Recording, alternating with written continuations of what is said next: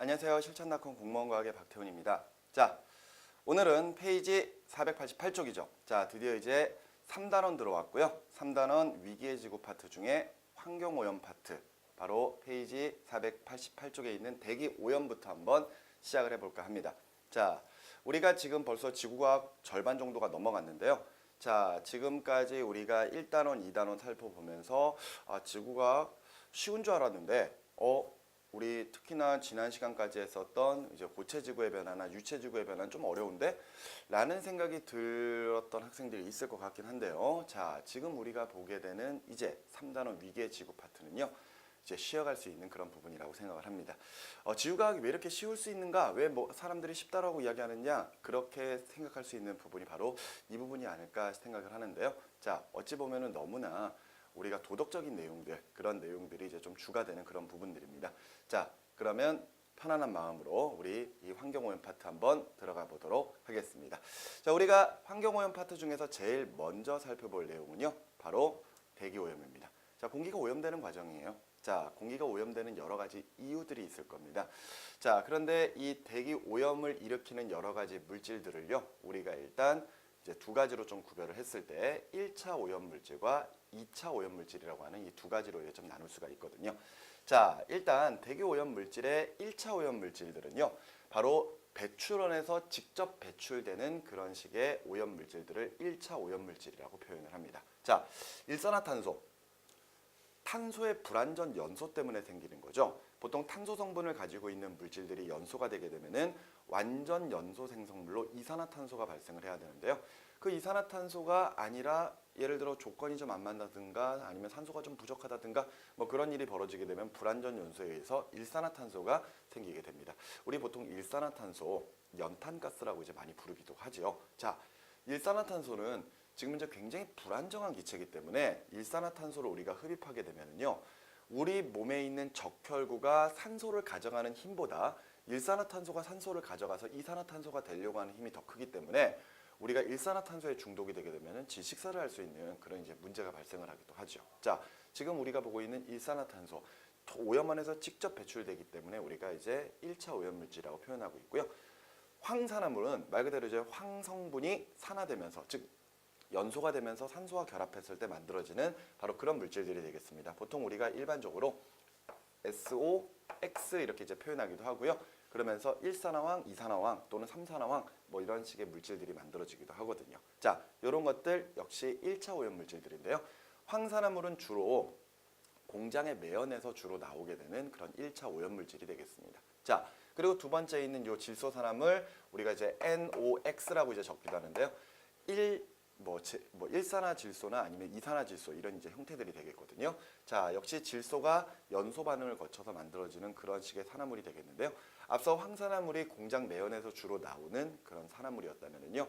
질소 산화물은 자동차의 배기가스에서 주로 나오게 되는 그런 1차 오염 물질들이 되겠습니다. 자, 이런 것들 모두 다 오염원에서 직접 배출원에서 직접 배출되는 그런 물질들이면서 대기를 오염시키기 때문에 우리가 1차 오염물질이라고 부르는데요. 이때 이런 1차 오염물질들이 대기 중에서 또다시 화학 반응을 거쳐서 만들어지는 물질들을 우리가 2차 오염물질이라고 표현합니다. 앞서 황산화물들이 대기 중에서 물과 반응해서 만들어지는 황산, 그리고 질소산화물이 물과 반응해서 만들어지는 질산 같은 것들이 2차 오염물질이 되겠고요. 이때 황산이나 질산 같은 것들이 섞인 비가 우리가 이야기하는 산성비, 그리고 황산이나 질산 같은 것들이 섞여 있는 산성안개를 우리가 이제 스모그라고 이제 부르고 있는 것이고요. 뒤에 가서 스모그에 대한 내용, 산성비에 대한 내용 다시 한번 정리를 좀 하도록 하겠습니다. 자, 그리고 오존이라고 하는 거, 그렇습니다. O3거든요. 근데 우리 오존 하면은 어떤 곳이 생각이 나죠? 그렇습니다. 바로 기권에서 성층권에 있는 오존층 생각나시죠? 오존층의 역할이 무엇이었는지 기억나시나요? 바로 태양에서 오는 자외선을 차단해주는 역할을 했었습니다. 이때 처음에 지구에는 오존층이 형성되어 있지 않았었지만요. 이때 오존층이 형성되면서부터 드디어 육상생물이 진화할 수 있는 계기를 마련했다라고 이제 이야기를 하고 있고요. 지금 현재 우리가 이렇게 맨살 드러내고 밖에 다닐 수 있는 이유도 결과적으로 오존층이 있기 때문에 가능한 현상이거든요. 결과적으로 자외선이 차단되게끔 해주는 아주 좋은 기체이긴 하지만 사실 오존은 독성이 매우 강한 기체입니다. 그래서 저 위에 성층권에 오존이 있는 것들은 우리에게 아무런 문제가 되지 않지만 이때 지표면 근처에서 오존이 형성이 되게 되면은 그 독성이 강한 기체를 우리가 흡입했을 때 호흡기 질환이 유발될 수 있는 그런 문제도 발생을 할 수 있습니다. 그렇기 때문에 이런 오존 같은 경우도 역시 대기 오염 물질에 해당을 하는 물질인데요. 오존이 만들어지는 것도요. 질소산화물에 의해서 또다시 화학 반응을 통해 만들어지게 되거든요. 그렇기 때문에 오존 같은 경우에도 역시 2차 오염 물질이라고 우리가 표현을 하고 있습니다. 자, 그러면 이런 오염 물질에 의해서 어떤 현상들이 나타나는지 조금 더 자세하게 한번 좀 살펴볼까요? 자, 우리가 먼저 살펴볼 것은 바로 스모그가 되겠습니다. 자, 스모그는요, 스모크와 포그의 합성어입니다. 그러니까 말 그대로 안개거든요. 안개인데 얘네들이 연기처럼 이런 식의 어떤 산성 물질들을 포함하고 있는 그런 안개들을 우리가 스모그라고 이제 표현을 하고 있습니다.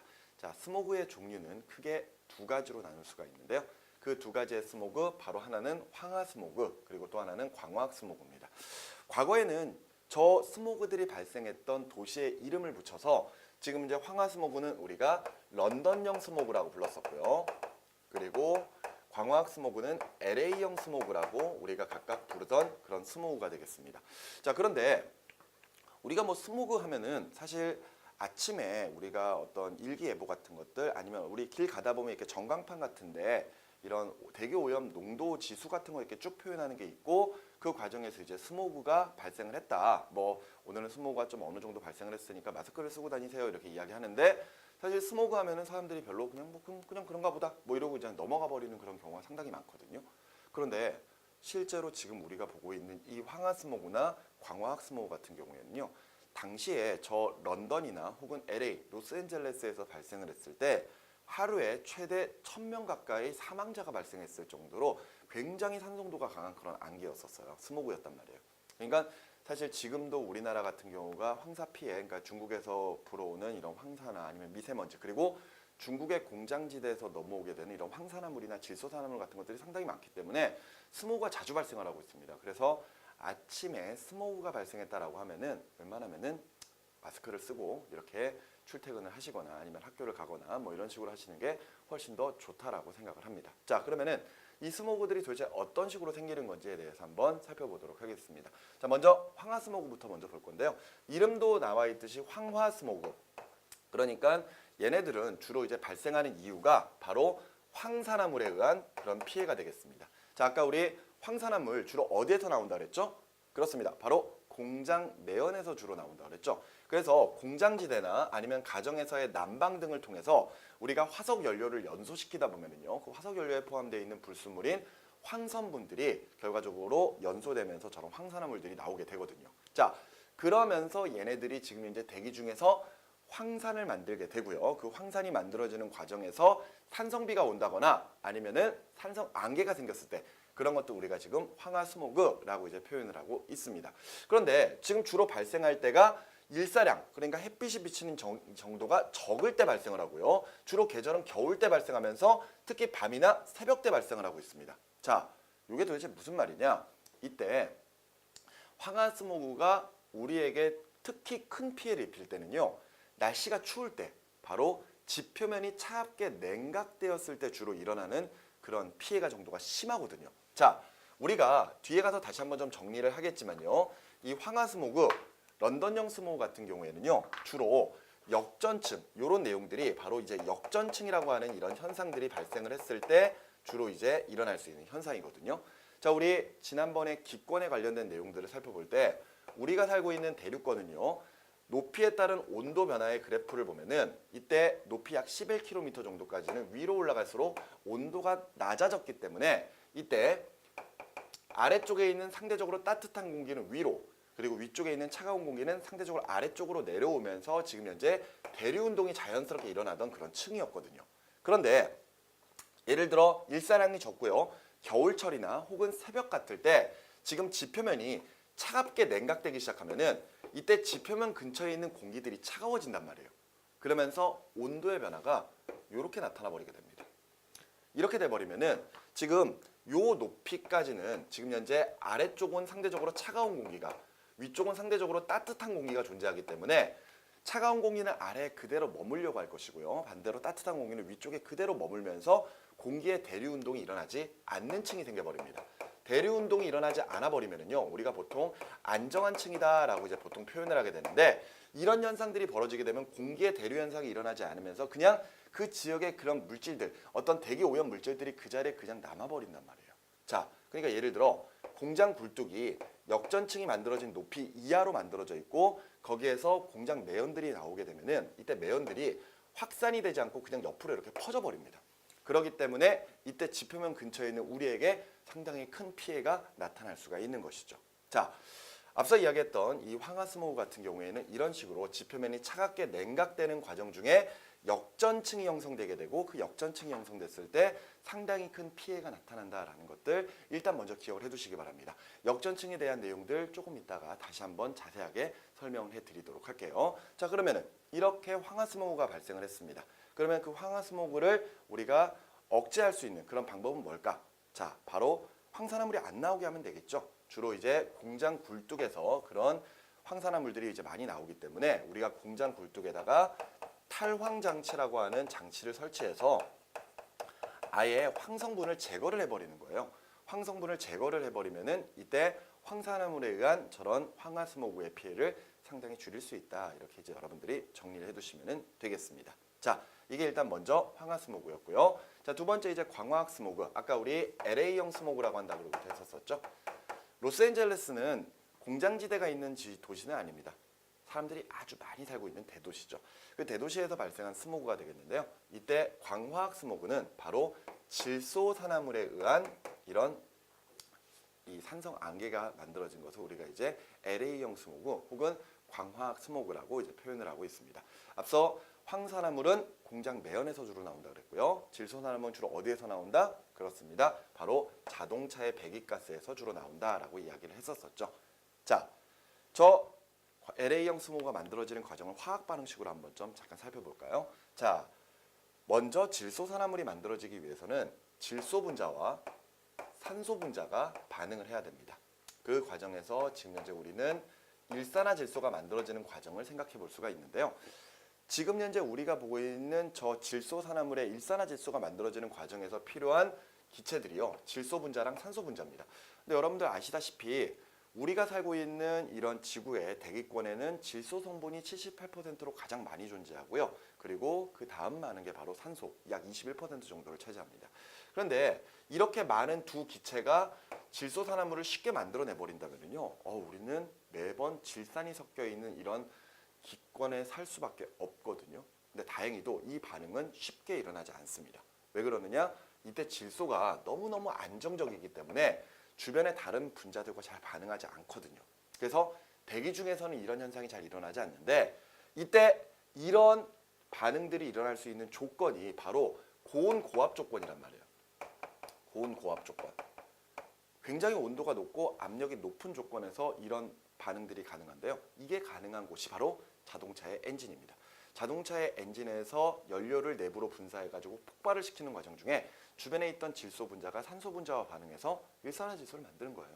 그렇게 해서 일산화질소가 대기 중으로 방출이 되기 시작을 하면요, 이때 이런 일산화질소는 주변에 있는 산소와 쉽게 반응을 해서 이산화질소가 만들어지게 됩니다. 그런데 이렇게 만들어진 이산화질소가요, 이후에 또 다른 화학 반응을 거쳐가지고 물과 반응해서 만들어질 수 있는 게 바로 HNO3, 바로 질산이 되겠습니다. 그래서 저 질산이 섞여 있는 비가 내리면 산성비가 되는 거고요. 저 질산이 섞여 있는 스모그가 발생하면 바로 우리가 좀 전에 봤던 LA형 스모그가 되는 것이고요. 자, 그런데 지금 우리가 이 LA형 스모그를 다른 표현으로 광화학 스모그라고 이제 표현하고 있거든요. 그러면서 얘네들이 주로 발생하는 조건들을 보면은 일사량 많을 때, 그리고 여름철, 그리고 한낮이라고 하는 조건이 있습니다. 그러니까 앞서 황화스모그는 지금 현재 지표면의 온도가 매우 낮아서 역전층이 주로 발생했을 때 지금 현재 저런 황화스모그의 피해가 심해진다라고 이야기했는데, 광화학 스모그는 도리어 다르거든요. 도리어 얘네들처럼 한낮, 정오 무렵에 일사량이 굉장히 많을 때 이제 주로 발생하는 그런 스모그가 광화학 스모그다라고 이야기를 하고 있습니다. 그 이유는 무엇이냐? 자, 이렇게 만들어진 이산화질소는요, 강한 자외선에 의해서 분해가 됩니다. 그러면서 일산화질소와 산소 원자로 떨어지게 되고요. 그 과정에서 주변에 있는 산소 분자와 떨어진 산소 원자가 반응해서 만들어지는 게 바로 아까 우리가 봤던 2차 오염 물질인 오존이 되겠습니다. 아까 오존 독성이 매우 강한 기체라 그랬었죠. 그렇기 때문에 지표면 근처에서 오존이 형성되게 되면은 그런 이 독성이 강한 오존에 의해서 호흡기 질환을 유발시킬 수 있는 그런 스모그가 만들어지는 것, 그런 것들을 우리가 이제 LA형 스모그 그리고 광화학 스모그 이렇게 부르고 있는 것이죠. 이때 오존이 생성될 수 있는 조건이 강한 자외선이 비출되기 때문에 이때 새벽보다는요 한낮 정오 무렵 일사량이 매우 강할 때 주로 이런 광화학 스모그의 피해 정도가 심해지는 그런 편이 됩니다. 그리고 이렇게 만들어진 오존은요 이후에 탄화수소 계열들과 반응을 해서 발암물질인 옥시던트까지 형성을 하기 때문에 지금 현재 광화학 스모그는 지금 기존에 봤었던 황화 스모그에 못지않게 굉장히 많은 그런 피해들을 나타내게 되는 것이죠. 자, 이런 내용이 지금 현재 우리가 광화학 스모그에서 확인해야 되는 그런 내용들이 되겠습니다. 자, 그런데 선생님이 지금 이런 식으로 해서 이 화학 반응식을 쭉 적어 드렸는데요. 지금 우리가 하고 있는 건 지구과학이지 화학이 아닙니다. 그 말인즉슨 이 반응 자체를 외우시는 건 아니란 이야기예요. 화학 반응식을 외우는 게 아니라 저런 식으로 돼서 이제 광화학 스모그가 발생을 하는구나 라는 것들을 이제 이해를 해주시면 되는 것이죠. 자, 그랬을 때 여러분들에게 나오는 요 광화학 스모그에 대한 자료가 어떤 자료가 있느냐? 바로 하루 동안에 바로 오존 농도가 어떻게 변하는지 그런 내용들을 살펴보는 일변화에 관련된 그런 그래프가 하나가 있습니다. 자, 이 그래프를 한번 좀 볼까요? 자, 이 그래프를 보시면은 지금 시간대별로 각각의 이제 오염 물질의 농도들을 쭉 표현을 해 놓았는데요. 지금 보시면 여기에 일산화질소 있고요. 여기에 이산화질소 있고 여기에 오존이 있습니다. 아, 그렇습니다. 아까 우리 조금 전에 봤던 것처럼 광화학 스모그 같은 경우에는 일산화질소가 먼저 만들어서 배출이 되고 나면 이후에 이산화질소가 만들어지고 이후에 오존이 만들어졌었죠. 차례차례 이제 만들어지기 시작을 하는 거거든요. 자, 그런데 지금 일산화질소의 농도가 가장 높게 나타나는 그 시각대가 약 7시에서 8시 사이입니다. 그 말인즉슨 지금 이 시기에 일산화질소의 농도가 가장 높게 나타나는 이유는 바로 자동차의 운행량이 많은 출근 시간이기 때문이에요. 물론 이제 저녁에 퇴근 시간에도 일산화질소의 농도가 높아질 수 있겠죠. 자, 그런데 이때 특히나 출근 시간에 지금 현재 이 자동차의 운행량이 많기 때문에 자연스럽게 일산화질소의 농도가 높아지는 그런 현상을 볼 수가 있습니다. 그렇게 이제 배출된 일산화질소는 자연스럽게 이제 대기 중에서 반응을 하면서 이산화질소가 만들어지기 시작을 하겠죠. 그죠? 그래서 이제 일산화질소의 농도 줄어들고 이산화질소의 농도가 증가하는 그런 모습을 볼 수가 있습니다. 그런데 이후에 오존 농도가 가장 높아지는 시점은 지금 현재 2시에서 약 3시 무렵이거든요. 그러니까 오후 2시에서 3시. 그러니까 앞서 광화학 스모그는 한낮 정오 무렵에 잘 발생한다라고 이야기를 했었는데요. 실제 이제 오존 농도가 가장 높게 나타나는 시간대는 지금 현재 오후 2, 3시 정도 되거든요. 그 이유는 실제 자외선은 12시 무렵이 제일 강합니다.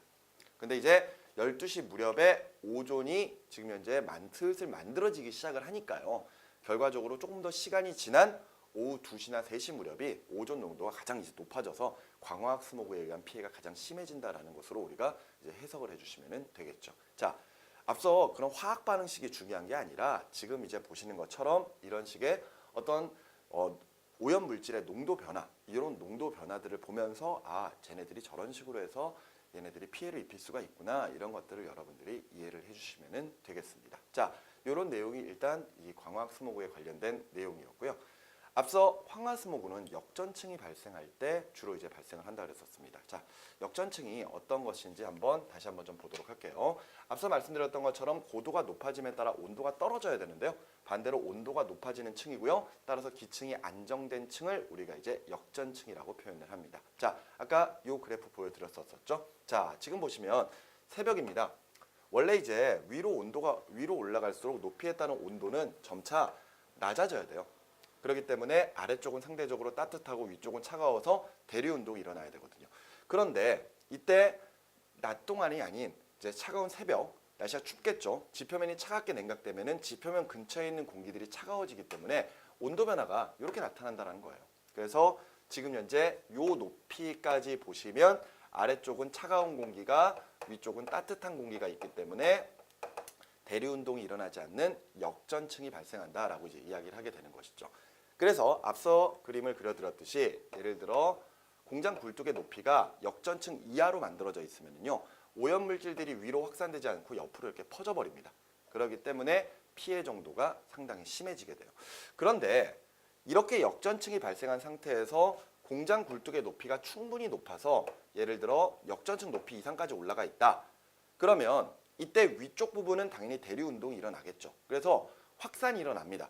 그런데 아래쪽에 있는 역전층 부분에서는요. 지금 현재 공기의 대류 운동이 일어나지 않기 때문에 위쪽에서 확산되고 있는 공기들은 아래로 내려오기가 힘들어요. 그래서 지금 현재 여기서 나오는 오염물질들은 확산이 돼도 위쪽으로만 이렇게 확산이 되고요. 역전층 아래로는 내려오지 못하는 그런 현상이 일어나게 됩니다. 이런 경우에는 도리어 우리에게 피해가 없겠죠.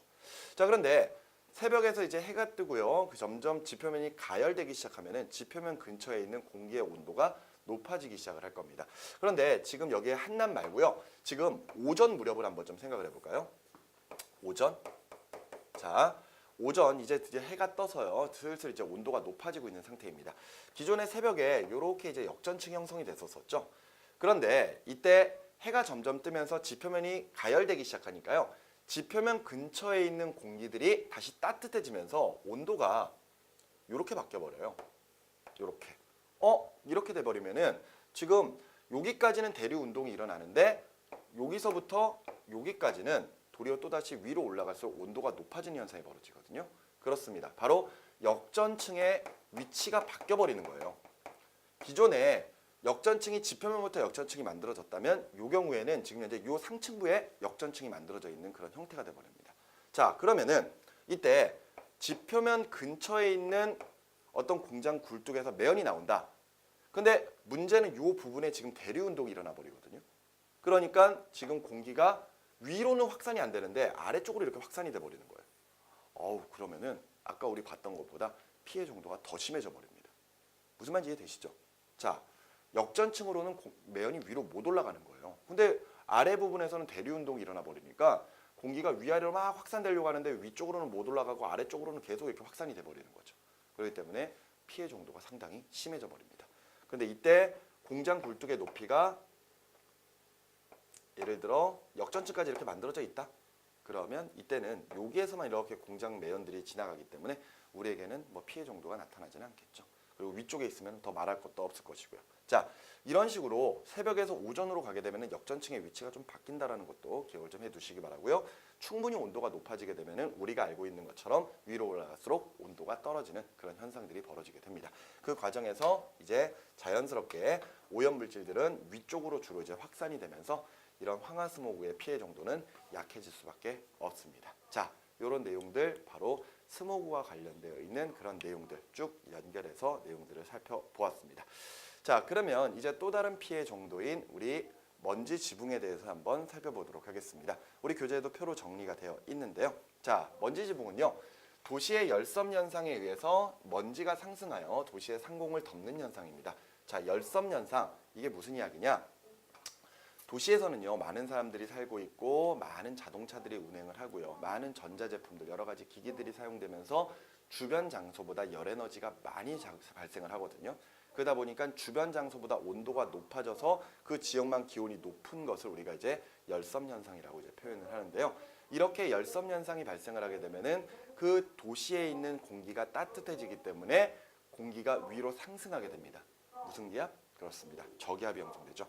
근데 이런 공기의 상승과 함께 대도시에서 만들어진 여러 가지 먼지들이 위쪽으로 상승하기 시작을 하는 거죠. 자, 그림을 볼까요? 자, 이런 모습입니다. 자, 지금 대도시에서 주변 장소보다 온도가 높아지게 되면요. 이때 따뜻해진 공기가 위쪽으로 이렇게 상승을 하게 됩니다.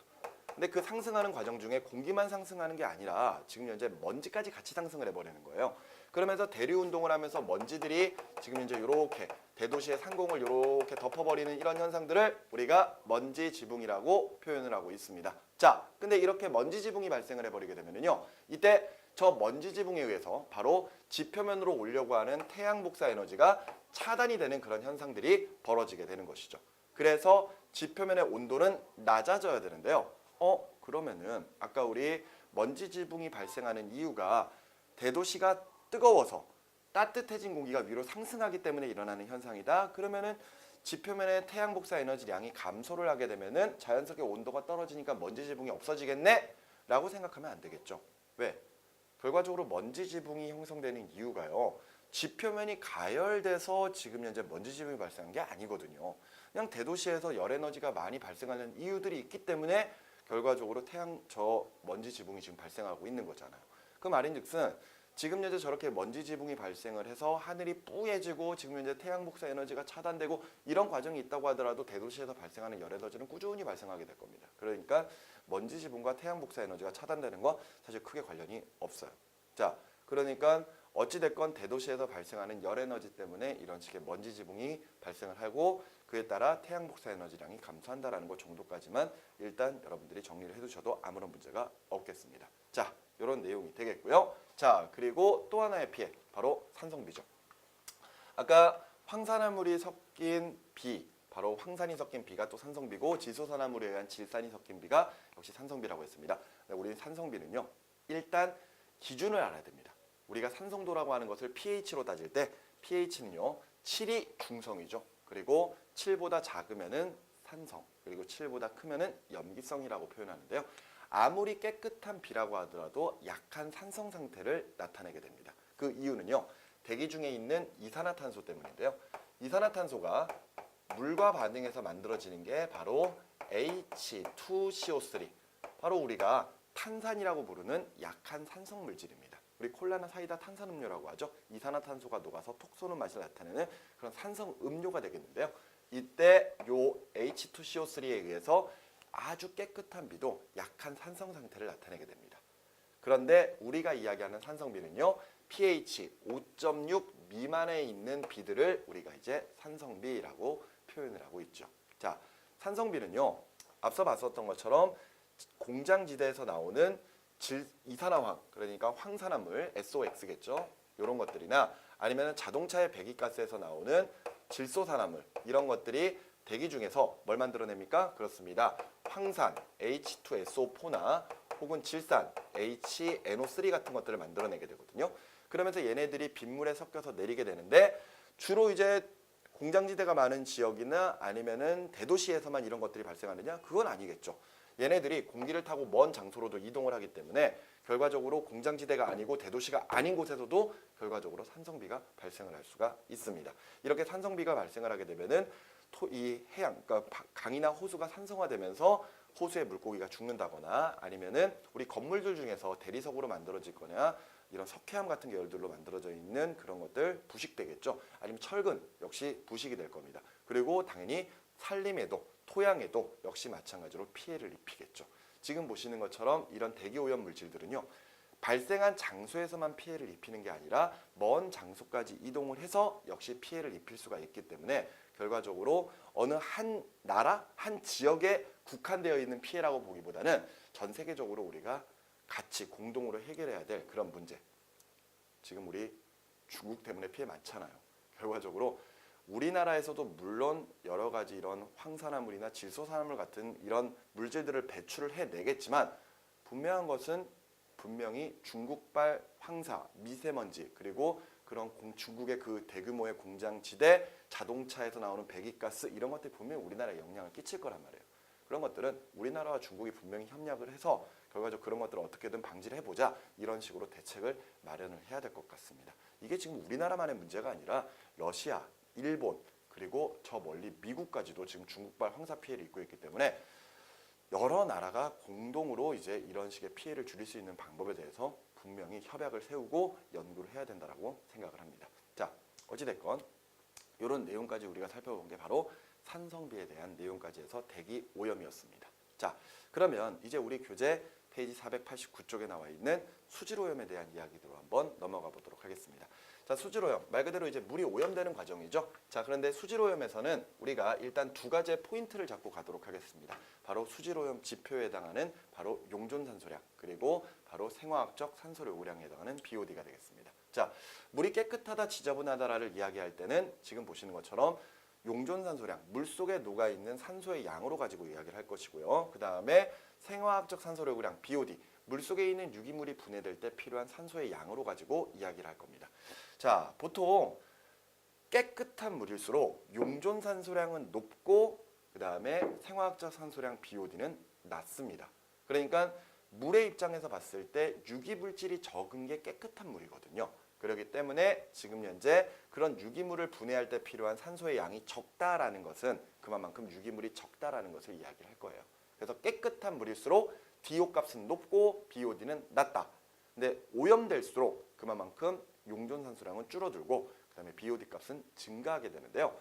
요 내용에서 우리가 볼 수 있는 그래프가 하나가 있습니다. 자, 그래프를 보시면은요. 강의 상류에서부터 하류까지 오는 동안에 BOD와 DOD의 DO와 BOD의 변화에 관련된 이런 그래프를 우리가 볼 수가 있는데요. DO가 이렇게 그리고 BOD가 이렇게. 자, 요게 이제 DO, 요게 이제 BOD. 자, 요 그래프 우리가 문제상에서 많이 볼 수가 있는데요. 자, 요 그래프 어떻게 해석하는지 볼까요? 지금 보시면 지금 현재 강의 상류는요. DO 값도 높은데 BOD는 또 낮습니다. 그 말은 굉장히 이제 깨끗한 물이라는 이야기가 되겠죠. 그런데 어느 순간에 갑자기 BOD가 급증을 합니다. 자, 앞서 이제 BOD라고 하는 것, 물속에 유기물이 분해될 때 필요한 산소의 양이라 그랬거든요. 즉, 지금 현재 우리가 보는 이 BOD는요. 결과적으로 유기물질의 양이라고 생각을 하시면 되겠습니다. 유기물질의 양. 그 말인즉슨 지금 현재 요 장소에서 지금 현재 뭐가 유입됐구나? 그렇습니다. 바로 유기물이 유입됐구나. 유기물 유입 장소는 여기구나라는 거 알 수가 있겠죠. 자, 유기물이 유입이 됐어요. 그러니까 저런 유기물을 분해하기 위해서 박테리아 같은 세균 같은 것들이 막 모일 거거든요. 자, 특히나 이제 호기성 세균이라 그래서 산소를 좋아하는 세균들이 있는데 그런 녀석들이 막 몰려 들어가지고 유기물을 막 분해하기 시작을 합니다. 그런데 사실 여기서 조금 고민스럽게 여러분들이 조금 신경 써서 보셔야 될 게 뭐냐면요. 깨끗한 물이면 DO가 높고 BOD가 낮고요. 그리고 지저분한 물이면은 DO가 낮고 BOD가 높다. 그러면은 가장 지저분한 물은 그럼 여기인가요? BOD가 가장 높으니까. 그런데 이것도 약간 좀 생각해 볼 필요가 있는 게 물론 물의 입장에서 본다면은 유기물질이 많이 유입된 게 당연히 지저분한 물일 수밖에 없겠죠. 그런데 사실 물은 지금 현재 유기물을 분해하면서 자정작용을 하게 되거든요. 그러니까 물론 이제 여기는 유기물질이 많아요. 그러니까 이제 자정작용을 하기 시작을 할 텐데 사실 유기물질이라고 하는 건 물의 입장에서 보면 불순물이긴 하지만 그 유기물질은 물속에 살고 있는 해양 생물들에게는 또 먹잇감이 될 수 있는 그런 또 물질들일 수도 있거든요.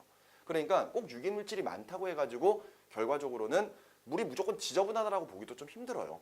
실제로 너무 유기물질이 많으면 부영양화라고 하는 현상이 일어나면서 녹조 현상이나 아니면 적조 현상 같은 것들이 일어날 수도 있겠지만 어찌됐건 무조건적으로 BOD가 가장 높은 지점을 지저분한 물이라고 보기도 힘듭니다. 왜 그러느냐? 앞서 이야기했던 것처럼 물에 유기물질이 많아지게 되면 일단 산소가 많은 조건 내에서는 호기성 세균들이 모이면서 얘네들을 막 분해하기 시작을 하거든요. 그래서 물을 깨끗하게 만들기 시작하는데 어느 순간이 돼서 산소의 농도가 충분히 떨어져 버리잖아요. 그러니까 용존산소량이 줄어들어 버리면 호기성 세균들이 막 도망가 버리고 그 다음에 산소를 좋아하지 않는 세균인 혐기성 세균 같은 것들이 등장을 하기 시작을 합니다. 근데 이런 녀석들은 유기물질을 막 분해하는데 그 분해할 때 산소 없이 막 분해를 해내거든요. 그래서 중간산물도 만들고 독성 물질도 만들면서 악취를 발생시킵니다. 그게 더 지저분한 물 아닐까요? 자, 어찌됐건 지금 현재 유기물질이 유입된 장소는 이 장소라는 것은 BOD의 값으로 우리가 확인할 수 있습니다. 그런데 이후에 계속해서 자정작용을 하는 과정 중에서 DO 값이 감소하죠. 그래서 지금 이제 DO가 가장 낮게 나타나는 이 지점이 바로 어떤 해양 생물들의 집단 폐사 가능성이 굉장히 높은 그런 지저분한 물이다. 이렇게 이제 정리를 해두시면 되겠습니다.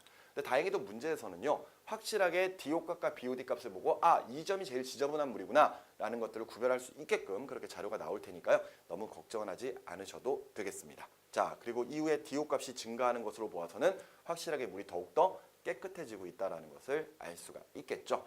이때 DO와 BOD 그래프를 한꺼번에 이렇게 그려 놓았지만요. 이때 두 그래프는 비례한다거나 혹은 반비례한다거나 어떠한 상관관계는 없습니다. 물론 BOD가 높아지면 그만큼 DO가 줄어들 수는 있겠지만 그렇다고 해서 BOD가 증가할 때 DO가 무조건 줄어드는 것도 아니고요.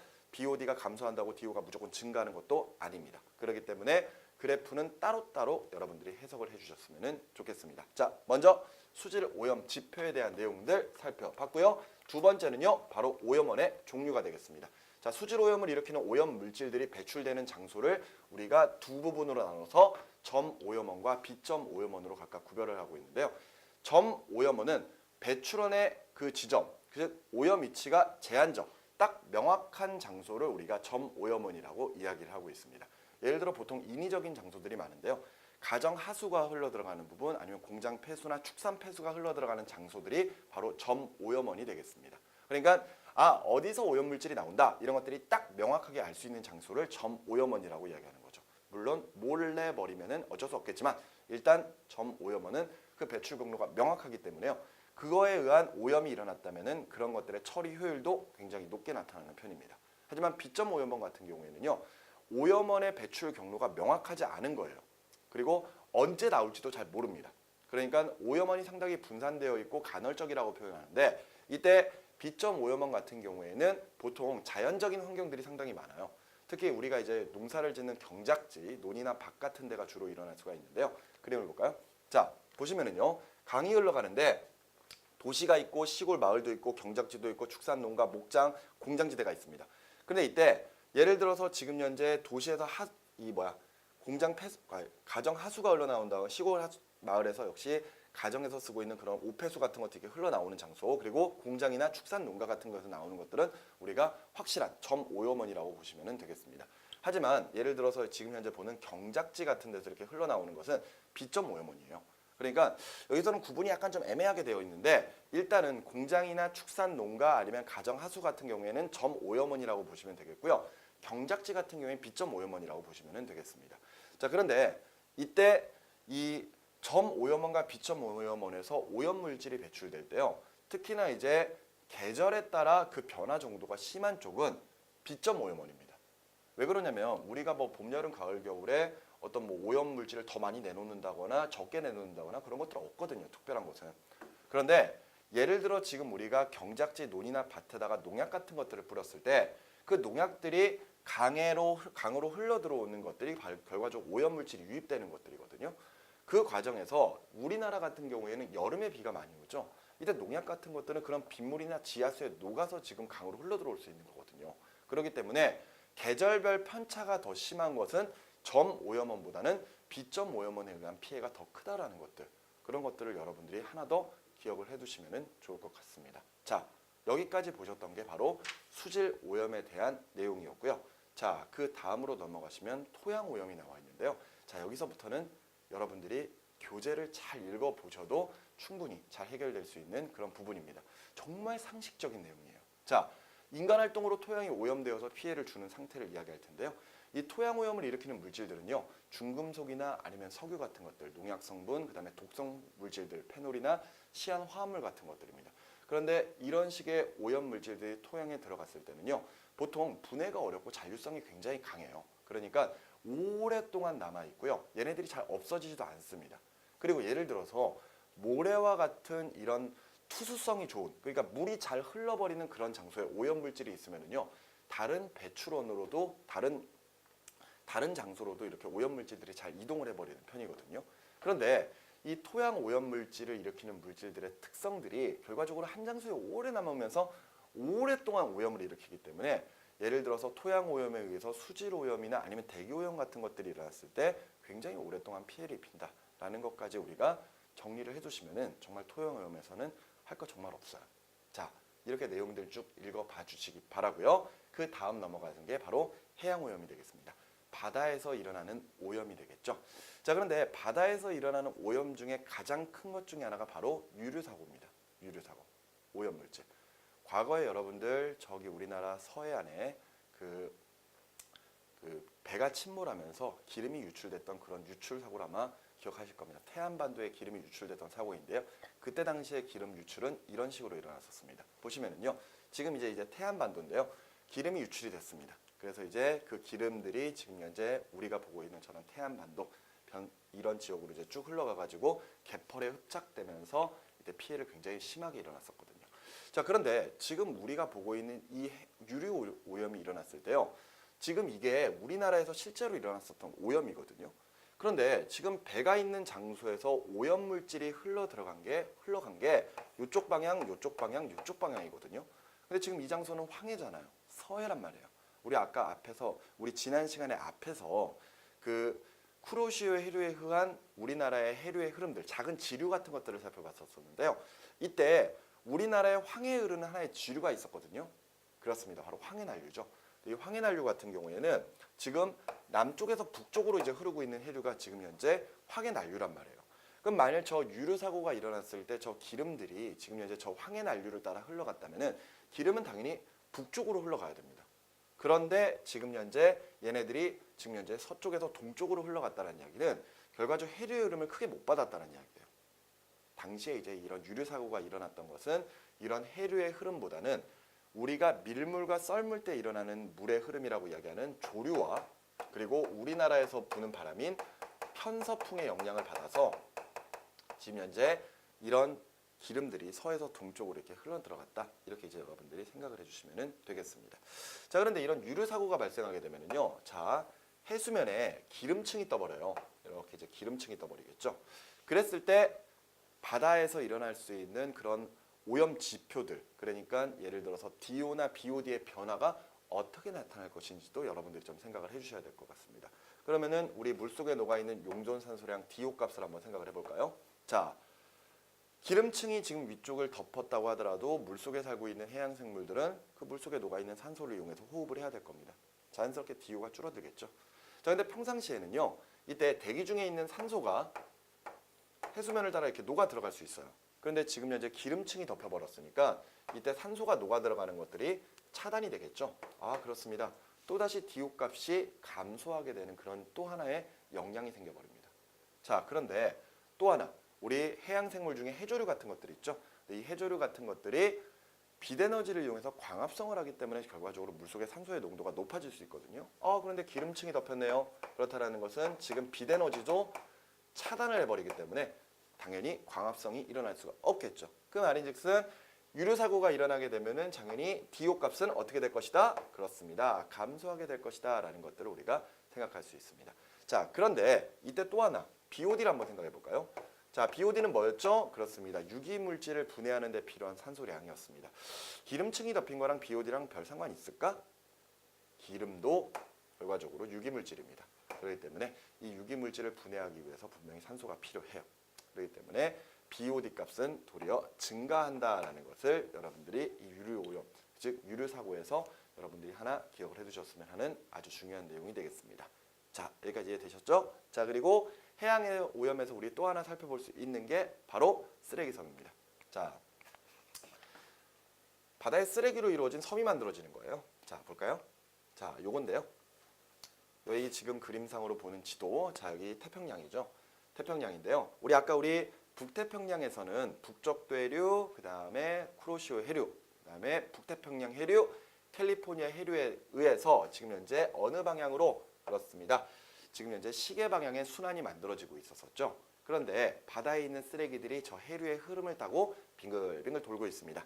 그런데 이때 저렇게 흘러가던 쓰레기들이요, 유속이 느려지게 되면 점점 안쪽으로 들어가게 되면서 이때 이렇게 이제 모이게 되거든요. 이렇게.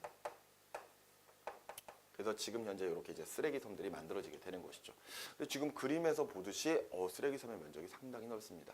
자, 그런데 저렇게 이제 쓰레기 섬들이 만들어지는 것이 결과적으로 해류의 흐름 때문에 생기는 것인데요. 그 과정에서 이제 해양 생태계를 파괴한다, 뭐 이런 식의 역할들 때문에 결과적으로 저 쓰레기 섬에 대한 문제들이 지금 현재 해양 오염에서 또 한 번 다뤄지게 되는 그런 내용들입니다. 다시 한번 정리하자면요, 쓰레기 섬이 만들어지는 이유는 쓰레기들이 해류를 따라 흐르고 있다가 해류의 흐름이 약해지는 장소에서 모이면서 얘네들이 쓰레기 섬을 만들게 되고요. 뭐 여의도 면적의 몇십 배 정도 되는 그 정도의 쓰레기 섬이 만들어져 있다, 이렇게 이제 이야기를 하고 있죠. 자, 그런 내용들까지 알아두시면 해양 오염에 대한 내용들도 마무리할 수가 있을 것 같습니다. 자, 이제 하나 남았습니다. 바로 우주 쓰레기예요. 자, 우주에 쓰레기가 있다. 우주 쓰레기는요, 이때 예를 들어서 뭐 우주 공간에 있는 운석이나 뭐 그런 것들이 우주 쓰레기가 아니고요. 우리 인류가 우주를 탐사하기 시작한 이후부터 사용했던 인공위성이나 아니면 우주 탐사선 같은 것들의 잔해 같은 것들이 지구 주변을 빠르게 돌고 있는 것을 우주 쓰레기라고 표현을 하고 있습니다. 그래서 우리가 인류 탐사 이후로부터 우주 쓰레기 양을 측정하는데요. 매년 우주 쓰레기 양은 점차 늘어나게 되고요. 크게 두 번 증가했던 적이 한 번 있습니다. 한 번은 중국의 인공위성을 미사일로 미사일 요격을 했던 그런 실험에 의해서 이 우주 쓰레기의 파편이 굉장히 많이 늘어났던 적이 한 번 있고요. 그다음에 이제 미국과 러시아의 인공위성 충돌 때문에 우주 쓰레기가 굉장히 늘어났던 적이 있었거든요. 근데 이렇게 이제 우주 쓰레기들이 보통 고도 100에서부터 1000km 내외, 그러니까 우리가 보통 이야기하는 열권 부근에 상당히 많이 있고요. 그리고 더 위 고도에도 우주 쓰레기들이 존재하는데 매우 빠른 속도로 회전을 하고 있습니다. 그렇기 때문에 우리가 이제 또다시 우주를 탐사하기 위해서 인공위성을 쏜다거나 아니면 우주 탐사선을 보낸다거나 그 과정에서 우주 쓰레기와 충돌을 하게 되면은 당연히 큰 피해가 발생을 할 수가 있겠죠. 그래서 이제 우주 쓰레기에 대한 이런 내용들도 이제 점점 사람들의 걱정거리로 대두되는 그런 현상이 있는데요. 이 우주 쓰레기를 제거하는 방법들이 지금 현재 이 그림으로 나와 있습니다. 자, 보시면은요. 레이저 빗자루 나와 있고 우주 플라이 페이퍼, 우주 안개 분무기, 우주 청소 위성이 나와 있는데 사실 이 내용들을 보다 보면 약간 좀 뭐라 그럴까요? 우습다라고 생각하는 친구들도 있을 것 같아요. 왜 그러느냐? 이게 진짜로 현실성이 있을까? 뭐 이런 내용이거든요. 자, 레이저 빗자루 같은 경우에는 그 인공위성 파편 같은 것들을 레이저를 쏴가지고 없애버리겠다는 뜻이에요. 우주 플라이 페이퍼, 매우 탄력성이 강한 이런 판을 이걸 이용해서 우주 쓰레기들이 충돌한 다음에 속력을 느리게 만듭니다. 그래가지고 고도를 떨어뜨려가지고 대기권의 마찰로 타버리게끔 만들어버리는 거고요.